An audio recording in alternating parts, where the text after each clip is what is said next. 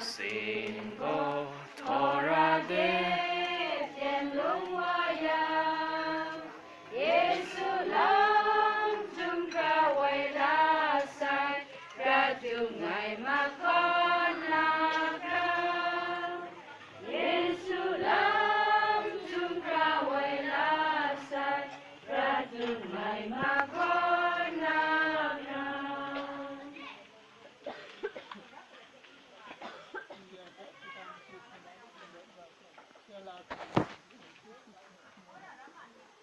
Vì con mình cái đó mà qua cái cảnh có mình cảnh của mình do này thì vậy thì nó trở ra vì nhẹ cái nô được quay như thế chúng ta cố là được thì được ngoài ra cũng phải được trong cái tập mình mà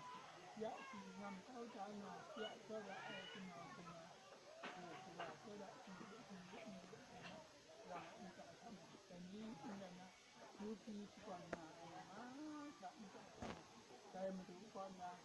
video kemudian selanjutnya kita dia kami dan kita tahu anak-anak